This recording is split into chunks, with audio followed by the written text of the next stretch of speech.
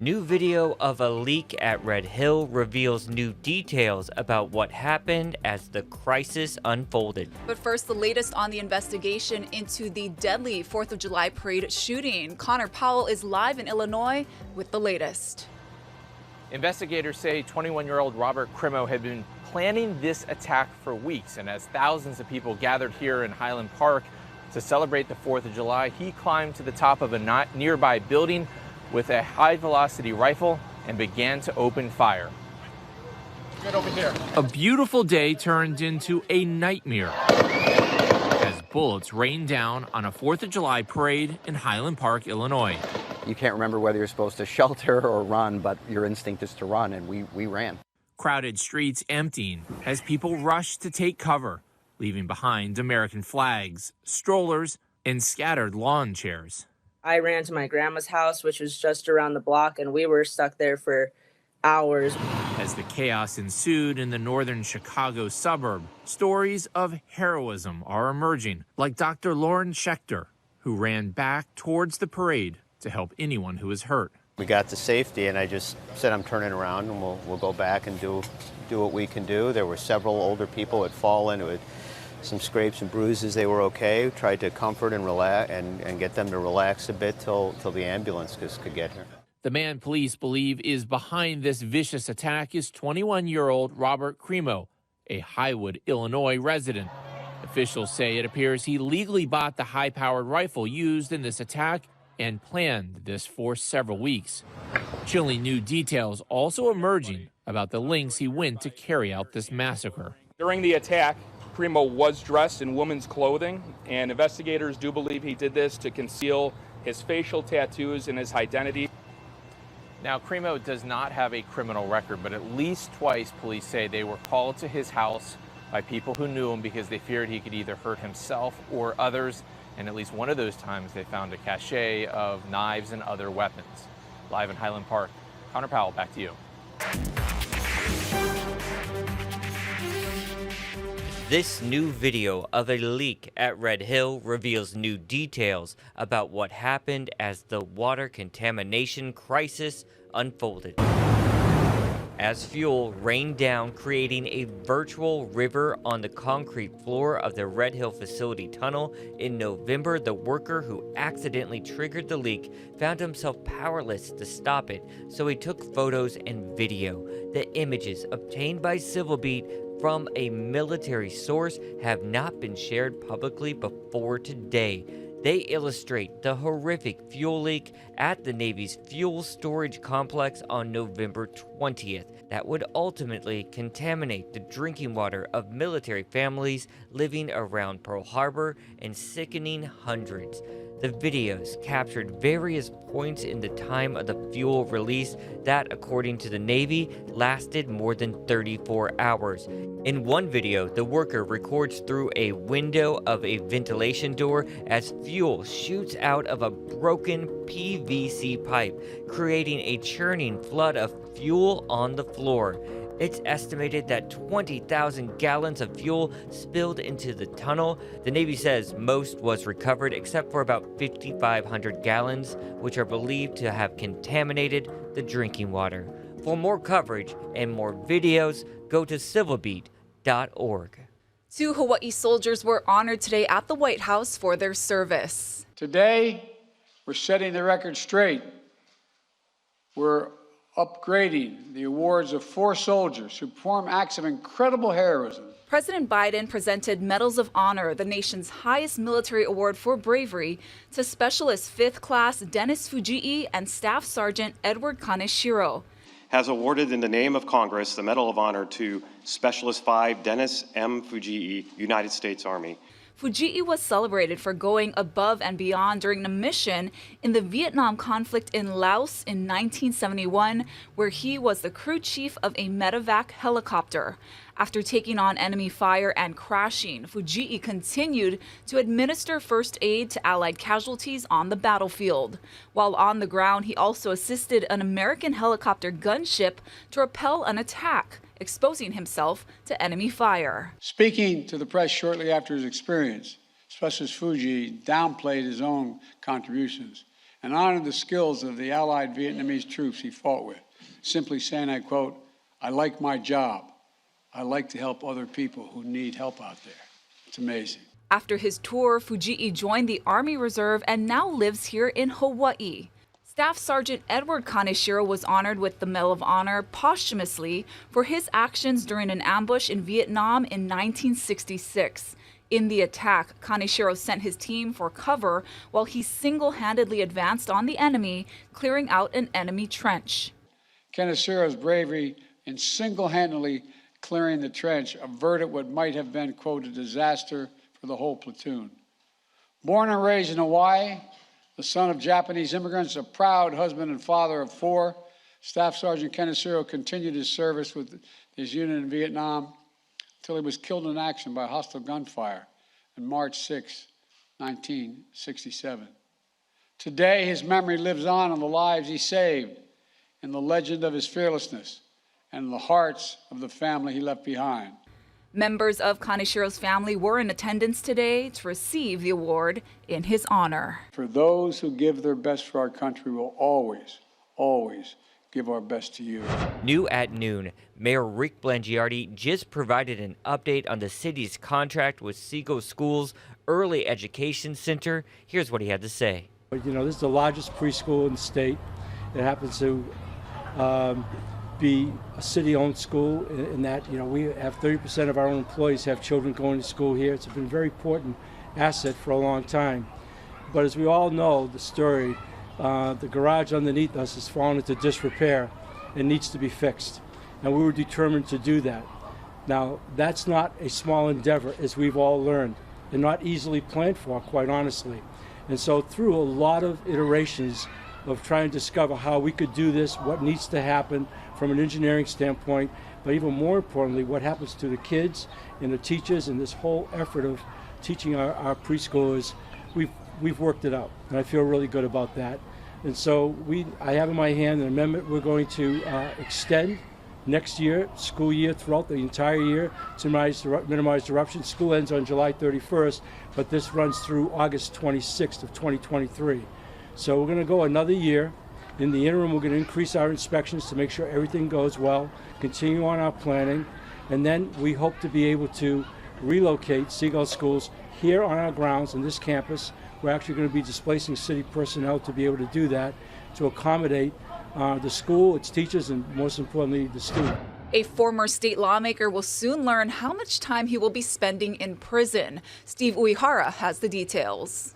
Happening today, it is sentencing day for a powerful ex-lawmaker who pleaded guilty in a bribery scheme. Former Senate Majority Leader Jay Kalani English is set to be sentenced at 1:30 this afternoon in federal court. Prosecutors are asking for a 3.5-year sentence and a fine of $100,000. His defense team is seeking 2.5 years. Prosecutors say English accepted bribes totaling more than $18,000 from a businessman to influence legislation on wastewater and cesspools. In court documents, the prosecution also bashed English for claiming that he had retired due to the effects of long COVID. Now, the prosecution writes, quote, "In truth, English was leaving public service because he had been busted in a highly sensitive ongoing corruption investigation for taking bribes and betraying his oath of service to the people of Hawaii," end quote.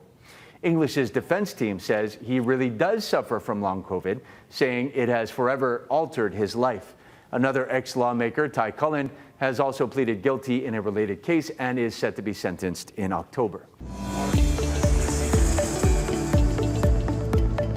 After 2+ years of COVID-related rules and restrictions, Americans are understandably eager to get out of their house and go somewhere. The TSA says nearly 2.5 million people passed through airports on Friday alone for the holiday weekend, and that's the highest single-day total since the pandemic began. The travelers have returned, but is the travel industry ready for them? Here's CBS News senior travel advisor Peter Greenberg. Well, there's hope for travelers, but maybe not this summer, because you still have the staffing shortages, not just the pilots, but the people who work under the wings, the ground handlers, the baggage loaders, the counter agents. You know, we talked about how many people went through the airports this weekend. Take a look at this. Southwest Airlines, 33% of their flights were delayed. JetBlue, more than 40% of their flights were delayed. American, United at about 30%. As suspected, Delta had the most number of cancellations, followed right behind them by American. The problem isn't going away because we're just getting in the beginning of summer, and you can't train pilots fast enough to get them in the left-hand seat to fly the plane. So if you're looking to book ahead, look after September 15th. September 15th.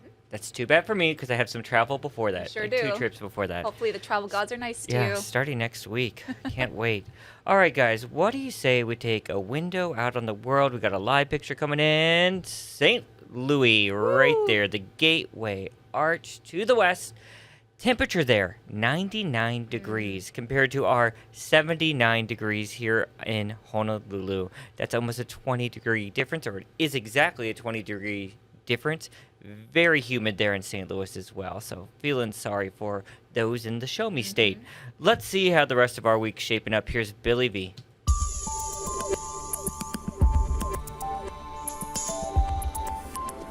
Easterly winds, 15 to 25 mile per hour plus winds, so gusty today. But this is good. That means the windward and mild showers will drift over to the leeward side, which needs the much needed rain. And then breezy, windy conditions that will continue as we go all throughout the week. It'll back off a little bit as we get closer to the weekend, and then it'll ramp back up again. So those gusty winds will play a factor in our weather as we go throughout the week. But really, a nice weekend weather. We need the rain. And check out this video. A large brush fire that erupted in Maili has been extinguished. Firefighters were called out to this scene around 7:30 last night. It's in the area near the Community Learning Center. Officials say it burned about 10 acres of brush. Thankfully, there were no reports of any damaged homes, even though in this video it shows flames getting dangerously close to some. HFD officials tell us that the fire was likely caused by fireworks. Well, the Surfrider Foundation is encouraging folks to get out and help clean up those beaches after yesterday's holiday get-togethers. We got Casey Lund standing by at Kailua Beach with more on just that. Well, this was the place to be here in Windward, Oahu for the fireworks show at Kailua Beach Park. And I want to show you what was kind of left behind after this 4th of July weekend, although most of it was really kind of bagged up and tucked away here at the parking lot, ready for city and county crews. But just this morning, when we showed up, we were able to find a big beach chair, an umbrella, a swim floaty, a football, and then just walking up and down about a 100-yard stretch, we were able to almost completely fill this bucket with microplastics and other trash like cardboard, things that the wind had taken and blown into the beach park. We were also out here with the Surfrider Foundation. Now, they didn't have an organized, larger beach cleanup schedule today, but we talked with Kaylee McEvely, who says you can always plan one of your own. We actually have do-it-yourself cleanups that you can do yourself. Any day, like today, when we don't have a large cleanup planned, you can get all the information at surfrideroahu.org. And if you want to come out to one of our larger cleanups, we do have quite a few of those, at least once a month. Our next one is July 16th at Leahi. July is also a really special month for the Surfrider Foundation, a time when they really encourage everybody to take a little bit more responsibility and do what you can to minimize your use of single-use plastics. Doing beach cleanups by yourself is a good way to kind of reflect on ways that you can reduce your own plastic waste.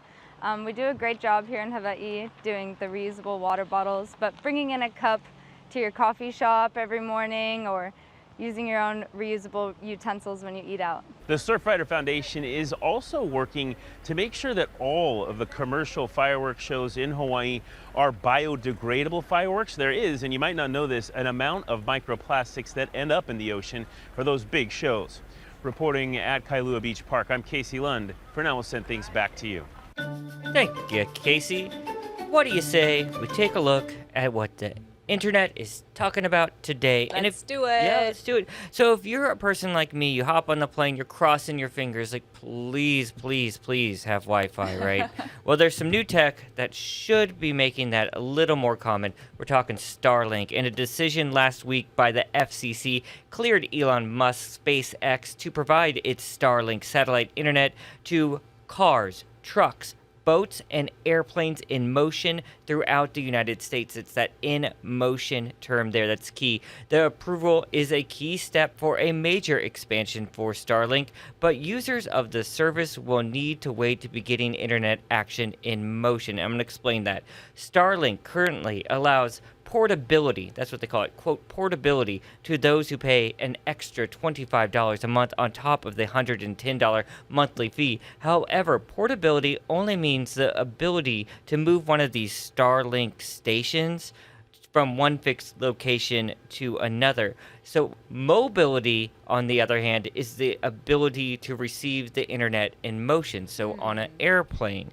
Well, the FCC decision gave SpaceX the green light for that capacity. The company says it's not ready for it just yet in that scenario. But you'll recall, Hawaiian Airlines says it will be the first major airline to carry Starlink with its free Wi-Fi on its international and domestic flights, no inter-island flights, no inter-island. And they think that could happen next year. Starlink is not giving a hard date, but Hawaiian Airlines said they're hoping for early next year.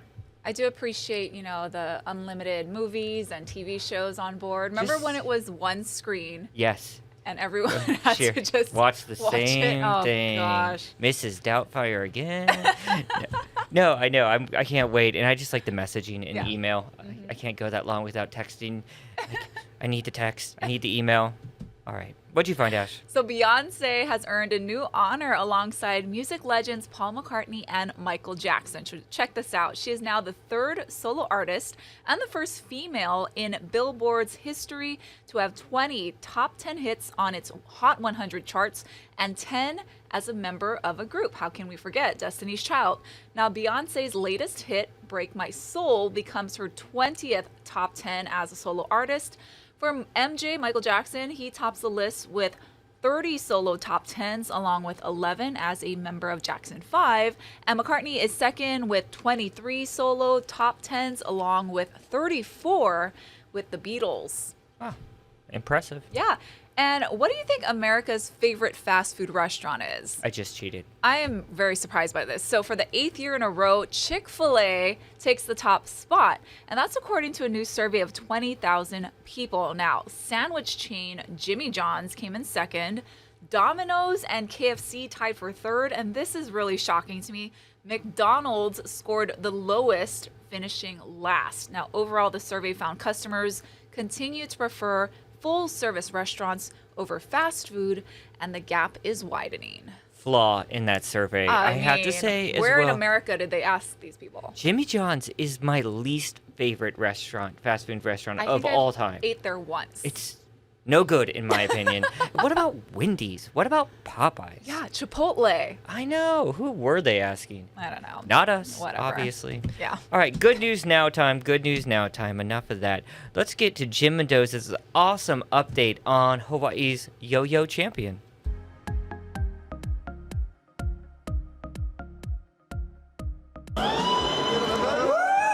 When Hawaii's Evan Nagao snagged the top prize at last month's U.S. National Yo-Yo Contest, it was as if he had never put down the toy that's defined his life. It was like people were hoping that they would see something cool from me, and I brought my best. Evan's best as a yo-yo master is incredible. His winning routine featured 150 tricks, choreographed to 3 minutes of music, and it was a showstopper. Almost all of the tricks that I did on stage were just tricks that I had been creating, like just on the side, just as a hobby. That's where his yo-yoing has been since the pandemic shut down competitions. In 2019, he stepped away to pursue a path in music. Because of the nature of competitive yo-yoing, it was taking up 5 hours to 10 hours a day of my time just practicing. A change of heart happened when he decided he could do both things. And there was something else. Bro, do DNA on one hand. He saw the influence he had on yo-yo enthusiasts from his social media videos that chalked up millions of views. When I saw those numbers, I realized, okay, even though music really is my dream and my desire to moving forward, maybe the yo-yo thing with this viral potential can support it. It didn't take long for him to pick up where he left off. Besides his world championship, he's now a 3-time national champ. This year, he beat out 70 competitors. Like with yo-yoing, everybody has their own unique way to express it. And it's like their own art. Take me to your loving place where I can see your face and I'll know that everything will be alright. Evan now lives in Los Angeles, where he's closer to the music scene. He released an album and a handful of singles on Apple Music and Spotify. And he has this shout out for the 808. Thanks to everybody and all my fans out in Hawaii and everywhere. And everywhere, fans of the King of String are happy to have him back. I'm Jim Mendoza for Hawaii News Now. Impressive to say the least. Oh yeah, why would, I mean, he's so talented with yo-yo. I'm glad he came back, so to speak. I'm so impressed. I have no skills like that. Never did. All right, let's get to a very special birthday. Yeah, an iconic food. It turns 85 years old today. We're talking about Spam. So the spiced ham product was invented by J. Hormel for his New Year's Eve party back in 1936. Now, Spam made its official public debut 1 year later in 1937 when the pre-cooked meat was used to help feed troops during World War II. Now, of course, it has since become part of pop culture, Hawaii's food culture, and is still a popular item on store shelves today across the world. Hormel says it's sold more than 9 billion cans of Spam over the past 85 years and still counting. So in honor of this very special birthday, what do we play? A little game. Spam trivia! All right, Ashley, here's your first question. Oh, boy. Nearly blank pounds of Spam were consumed by the Allied troops during World War II. A, 100 million. B, 10 million pounds. C, 500 million pounds. I have no concept of weight. A. Ding, ding, ding, All ding, right. ding. I owe you a masubi. All right, up next, here we go. Hormel produces blank cans of Spam every hour. A, 22,000 cans. B, 44,000 cans. Or C, 1 million cans. I want to go B. Man, you are good Thank with the you. Spam trivia. B is correct. We got some more for you. All right, there is an official Spam museum in this state.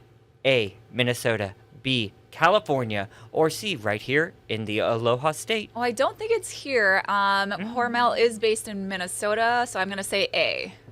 3 for 3, my friend. 3 for 3. That's another winner. A is correct. Our last question in this so important Spam trivia challenge. Oh. Here we go. Hawaii alone consumes approximately blank cans of Spam per year. No, it is not on your script, my friend. No, I was seeing how much they have sold since their founding. So this is for Hawaii. A, 1 million.